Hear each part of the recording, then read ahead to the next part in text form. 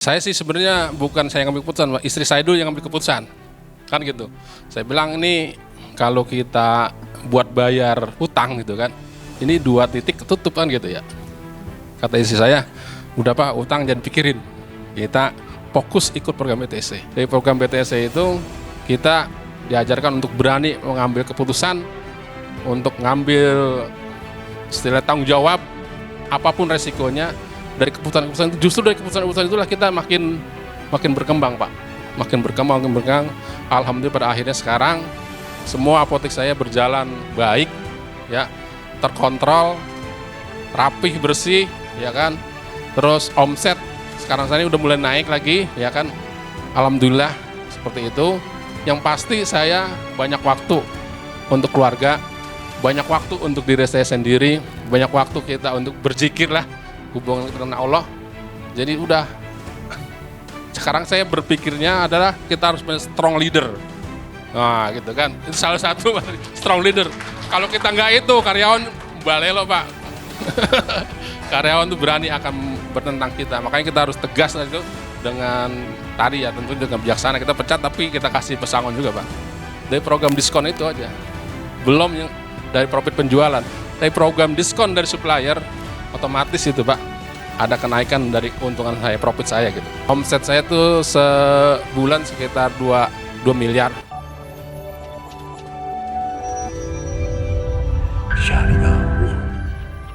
Assalamualaikum warahmatullahi wabarakatuh. Alhamdulillah, saya bersyukur pada Allah Subhanahu wa taala bisa ikut acara ini. Alhamdulillah juga saya bersyukur ya ketemu program IS. Awalnya IS saya, Execution Strategi. Alhamdulillah saya sangat bersyukur pada Allah bisa ikut program IS di sini. Keputusan saya ambil untuk ikut IS ini ternyata tidak salah, karena manfaat yang saya dapat dari IS ini luar biasa. Banyak informasi yang saya dapatkan yang selama ini mungkin dapat juga, cuman ini ada penguatan yang luar biasa. Seakan-akan saya tersadar bahwa selama ini program-program atau cita-cita atau goal yang selama ini saya inginkan ternyata belum berjalan. Tapi dengan ikut IS ini saya punya semangat baru untuk bisa mewujudkan cita-cita saya membangun bisnis apotek yang lebih besar lagi. Nah ini, awalnya begitu ya Pak, Bu. Saya singkat aja. Di IS itu kebetulan yang ngisi itu Coach Arif. Dan udah pulang ya Pak itu, udah Jogja. Pak Ahmad ya, udah pulang. Sama waktu itu pesertanya cuma 10 orang waktu itu ya. Alhamdulillah saya bersyukur waktu IS itu pesertanya 10 orang Bu, Pak. Jadi sedikit kan. Jadi langsung terfokus dan terlihat peserta itu siapa-siapa aja, kapasitasnya apa-apa, semua tahu semua itu. Jadi langsung. Nah saya bersyukur sekali. Di situ saya ketemu Pak Ustadz Samsul. Gitu kan. Ketika itu langsung Pak Ustadz Samsul bilang sama saya, waktu mau sholat maghrib, Pak Marta ikut program IS BTC aja kan gitu. Coba belajar ke Pak Tri, ke Pak Arif, terus ke Pak Mulyono gitu. Cuma ke Pak Mulyono saya belum sempet, tapi udah ke Pak Tri, Pak Arif saya langsung silaturahmi, belajar tentang apa itu BTC ya. Saya, kalau Pak Amir kan terlambat ya, kalau saya itu cepat Pak, tidak banyak pikir gitu ya. Saya langsung disarankan untuk BTC oleh Pak Ustadz Samsul, kan saya masih baru waktu itu kan, maka disuruh belajar ke Pak Tri, ke Pak Arif. Langsung ketika sudah dapat informasi tentang apa itu BTC dan apa pentingnya BTC itu, langsung saya dengan istri saya mengambil keputusan. Emang saya ketemu Pak Amir itu ya, di KSW itu, berapa kali ketemu itu, mondar-mandir itu belum ada keputusan itu, masih nanti. Pak Amir telepon saya, Pak Marta gimana, udah putusan? Saya belum Pak, saya belum. Itu Pak Amir terus, belum terus itu ya, belum berani gitu ya. Alasannya uangnya ya, wah uangnya saya belum siap. Kalau saya enggak, saya kebetulan waktu itu programnya istri saya ketemu dengan Ibu Miftah ya. terus sama barengan juga waktu itu sama Pak Supri masih ketemu juga, terus sama Pak Amir. Nah, istri saya bicara sama Ibu Mumtaz cerita itu bahwa kita ingin ikut BTC. Kalau untuk BTC kan modalnya besar kan, 500 gram kan gitu ya.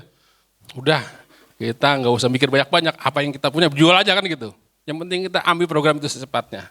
Nah itu alhamdulillah saya sama istri saya sih sebenarnya bukan saya yang ambil keputusan, istri saya dulu yang ambil keputusan. Kan gitu. Saya bilang ini kalau kita buat bayar utang gitu kan, ini 2 titik ketutup kan gitu ya. Kata istri saya, udah Pak utang jangan pikirin, kita fokus ikut program BTC. Udah bismillah saya tuh kan, mobil saya jual, langsung besoknya janjian ke KSW, itu uang receh buat nambahinnya itu saya bawa. Ada saksinya tuh di KSW itu uang receh itu saya bawa tuh. Alhamdulillah ya, jadi saya langsung ambil keputusan program BTC itu nggak mikir banyak-banyak, karena saya yakin program ini contohnya udah ada bukti Pak Arif, Pak Tri ya, saya udah nggak banyak mikir, langsung ini pasti jalan yang benar gitu kan. Dan alhamdulillah saya mengikuti program BTC ini mungkin seperti yang Bapak-bapak semuanya alami, pasti mengalami perubahan yang sangat drastis ya, terutama dari mindset kita itu. Nah, kenapa saya berpikir, kenapa Pak Samsul kok tiba-tiba menyuruh saya untuk BTC, kan pasti saya bertanya nih, ke Pak Samsul kan orang hebat ya, orang banyak pengalamannya, orang tahu semua. Jadi dia pasti tahu apa yang selama ini saya tutupi gitu ya. Selama potensi saya ini, selama ini yang saya pendam gitu ya. Memang saya tuh untuk membangun bisnis itu dari awal tuh saya ingin besar Pak ya. Dari awal tuh saya ingin ciptakan, waktu saya bikin apotek itu, ingin seperti Indomaret Alfa sama itu. Kan seperti dalam sejarah ya, bahwa penentang pertama untuk ide-ide seperti itu bukan orang luar Pak, pasti keluarga. Mertua nggak setuju kan, wah kamu ngapain usaha banyak-banyak kan itu ya. Kayak mau serakah kan, kamu serakah gitu. Saya tuh targetnya ingin kabupaten itu saya punya cabang semua gitu. Cuman sayangnya itu Bu, penentangnya justru dari keluarga. Ngapain banyak-banyak serakah amat sih kan gitu. Ini juga udah cukup kan gitu. Saya bilang saya hidup bukan untuk saya kan gitu. Ya, saya hidup ingin berbagi kan, bisa menciptakan lapangan kerja kan gitu, untuk seperti itu cita saya kan gitu. Maka saya banyak karyawan saya itu yang saya hire itu dari keluarga miskin dan anak yatim, saya tarik gitu ya untuk bantu. Kadang-kadang Pak itu ada yang miskin ya, untuk makannya susah. Yaudah masuk aja kan gitu. Walaupun di apotek itu udah penuh ya, tapi nggak apa-apalah masuk gitu untuk bantu. Itu targetnya seperti itu. Karena saya nggak punya nggak ada slide-nya ya. Itu memang di logo saya itu ada dengan doa anak yatim. Jadi doa tangan anak yatim seperti itu. Emang saya bangun bisnis ini dengan tujuan tadi Pak, untuk bisa berkontribusi ke anak-anak yatim gitu kan. Memang sudah selama saya bangun bisnis itu, saya selalu beriringan dengan doa anak yatim itu. Jadi hampir 23 tahun itu selalu dengan dorongan dari doa anak yatim. Itu maka saya alhamdulillah dengan Coach Erik ini yang ya sabar lah, mendidik saya sabar. Karena kan hompan tuh kadang-kadang suka kelewat saya Pak, terus terang aja gitu ya. Yang kemarin itu kan, terakhir itu kan, sampai Coach Erik itu ngasih contoh ke karyawan saya semua itu. Akrilik yang ada bekas telapak tangan itu kan, ini gimana nih, aku akrilik ada bekas telapak tangan kan ya, kan kotor. Itu Coach Erik sampai ngelalpin Pak, di depan karyawan saya semua tuh. Saya bilang, lihat tuh Coach, saya sampai ngelapin kaca gitu, gimana kamu, saya bilang gitu. Akhirnya semua karyawan saya turun semua kan. Nah untuk sekarang dan selanjutnya, apotek itu harus seperti ini. Alhamdulillah Pak, seperti program BTC, seperti Pak Samsu bilang, untuk program BTC itu kita harus perlu banyak pengorbanan kan gitu ya. Waktu, biaya, semuanya tenaga. Ya. Jadi saya untuk merenovasi apotek itu kemarin tuh, semuanya biasa nggak punya ruang meeting, saya bikin ruang meeting, ruang kantor, semuanya saya robah. Saya desain yang lebih nyaman untuk pelanggan ya. Lantai saya tutup dengan pinil lebih nyaman, pasangan AC, kemudian kebersihan, parkir kita rapian semua. Alhamdulillah semuanya berjalan. Dan terakhir ini saya merasa sangat tenang ya sekarang ini. Gitu. Artinya saya sudah tidak sibukkan oleh kegiatan-kegiatan rutin di apotik. Memang ada bagian apotik yang masih saya pegang. Tapi untuk semua operasional apotik, saya udah nggak sibuk lagi Pak. Saya udah nyaman, saya ikut 3 hari ini pun nggak ada pikir sama sekali. Nyantai aja saya. Karena sudah ada tenaga profesional yang saya hire dari program Job Seeker ya. Job Seeker yang diadakan oleh Pak Samsul di sini di Songdolkan. Alhamdulillah saya ambil 1 orang. Sebenarnya banyak yang daftar ya. Yang daftar ke saya banyak dan rekomendasi KSW juga banyak. Cuman setelah kita interview, hanya yang 1 kita ambil nih. Karena yang lain-lain tuh solusi yang ditawarkan dia mungkin terlalu mahal buat saya kan gitu. Saya ingin solusi tawarkan itu gimana tim saya ini dibangun gitu. Bukan dia bawa tim dari luar gitu. Saya ingin tim saya ini dibangun, di-upgrade biar mereka tuh potensinya keluar gitu loh. Kalau yang lain kan pengennya bawa tim gitu. Ini Pak saya bawa tim untuk program solusi dari masalah Bapak. Loh kalau bawa tim kan berapa bayarnya kan, manajer profesional Pak. Paling enggak harus, kalau 1 tim itu harus investasinya sekitar 180 juta itu untuk gaji setiap bulan. Wah saya nggak sanggup kan gitu. Alhamdulillah dengan bimbingan Coach Erik kita beberapa kali pertemuan, kita ambil 1 orang. Alhamdulillah ini udah berjalan bagus. Saya terus terang Pak, udah 3 bulan menjalan 4 bulan nih, udah enjoy ya. Saya tuh ke apotik nggak kayak kemarin itu. Saya ke apotik untuk kontrol stok aja, kontrol stok sama hubungan saya dengan supplier masih saya pegang. Jadi untuk supplier semuanya saya pegang semua. Saya kemarin tuh memang kesulitan supplier. Jadi supplier tuh banyak yang pengen masuk ke saya. Dari semua supplier. Dari yang kelas kecil sampai yang kelas kakap ya. Dari APL, AAM, Dosni Roham, Merapi, semua tuh masuk ke saya semua. Dengan program-program mereka kan penawar-penawar bisnis. Jadi dari situ saya benar kalau dari omsetnya, saya nggak bicara omsetnya, tapi saya dari program diskon aja saya udah omset saya udah naik sebenarnya. Artinya profit saya udah naik dari program diskon itu aja. Belum yang dari profit penjualan. Dari program diskon dari supplier, otomatis itu Pak, ada kenaikan dari keuntungan saya, profit saya gitu. Nggak usah profit saya lah, omset saya per bulannya berapa, tapi dari program diskon aja saya udah alhamdulillah. Jadi saya tuh untuk kemarin tuh berpikir ya kayak Pak Amir, aduh saya bayar manajer profesional berapa duit kan gitu ya. Gimana saya belum mampu. Itu Pak, pikiran itu seperti gimana ya, ini yang menghantu kita itu. Makanya ketika TAM itu ada kuda ya, itu kuda.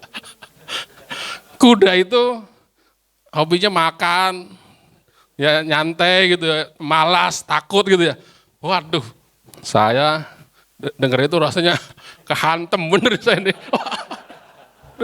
Waduh, saya tuh, saya bilang sama Coach Erik, waduh ini saya kayak kuda nih saya bilang. Waduh, kalau saya nggak berani ngambil keputusan, berarti saya sama dengan kuda itu, gitu kan. Berarti kita harus berani ngambil keputusan. Nah itulah dari program BTSC itu kita diajarkan untuk berani mengambil keputusan, untuk ngambil istilah tanggung jawab, apapun resikonya. Dari keputusan-keputusan itu, justru dari keputusan-keputusan itulah kita makin berkembang Pak. Makin berkembang. Alhamdulillah pada akhirnya sekarang semua apotek saya berjalan baik, ya, terkontrol, rapih, bersih, ya kan. Terus omset sekarang saya udah mulai naik lagi, ya kan. Alhamdulillah seperti itu. Yang pasti saya banyak waktu untuk keluarga, banyak waktu untuk diri saya sendiri, banyak waktu kita untuk berzikir lah, hubungan kita dengan Allah. Jadi udah, sekarang saya berpikirnya adalah, kemarin saya meeting dengan karyawan, kita ini sudah berjalan dengan baik saya bilang. Target kita ke depan adalah bagaimana kita pingin punya PBF.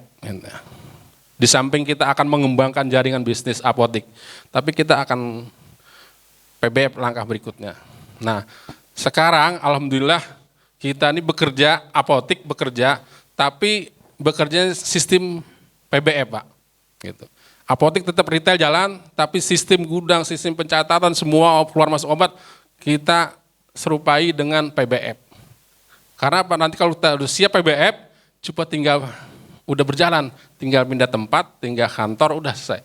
Nah ini, alhamdulillah tim saya bagus-bagus semua Pak. Alhamdulillah. Kemarin tuh kacau memang ya. Alhamdulillah. Alhamdulillah. Saya bersyukur pada Allah. Kemarin kan penyakitnya apa ya? Toko dalam toko, apotek dalam apotek kan gitu. Itu penyakit Pak itu. Gitu. Alhamdulillah dengan ini kita ketahuan semua yang toko dalam toko itu terpaksa ya. Semua yang terlibat toko dalam toko itu kita pecat semua Pak. Yang terlibat apotek dalam apotek kita pecat semuanya. Kita ganti baru semua. Yang tidak sevisi dengan kita keluar semua saya bilang. Gitu kan. Kita tegas aja gitu kan. Siapa yang menghambat program saya untuk ini keluar semuanya. Gitu. Saya nggak mau langkah saya terganjal, terhambat oleh beberapa karyawan yang mungkin dia terganggu ya kepentingan dia. Tapi saya udah tegas. Kemarin ada karyawan meeting, berapa kali meeting, udah nggak ikut alasan ini, pecat Pak itu. Langsung saya pecat. Karena apa? Diperingati kamu udah 3 kali meeting nggak datang. Alasan ini. Wah ini kan bahaya, akan menular ke karyawan yang lain. Udah, kamu langsung ke Pak Manajer, saya bilang siapkan pesangonnya, hari itu keluarkan orang ini. Nah itu Pak, jadi kata Coach Erik kita harus punya strong leader. Nah gitu kan, itu salah satu strong leader. Kalau kita nggak itu, karyawan balelo Pak.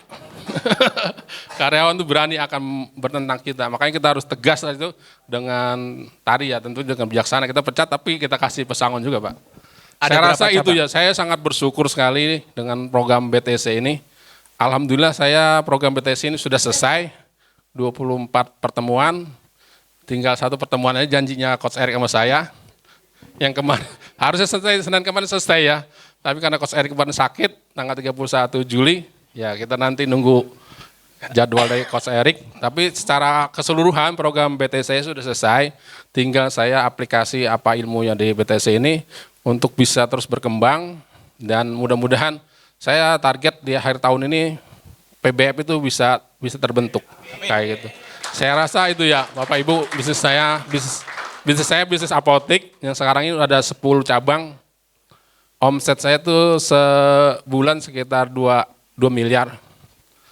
Alhamdulillah ya. Memang sejak itu ada kenaikan ya di PTC, saya udah alhamdulillah kenaikan itu. Alhamdulillah Pak Ibu. Gitu. Dan saya apotek itu dulu suka sebagian masih ngontrak toko, tapi lambat laun itu yang toko saya kontrak bisa saya beli. Alhamdulillah gitu.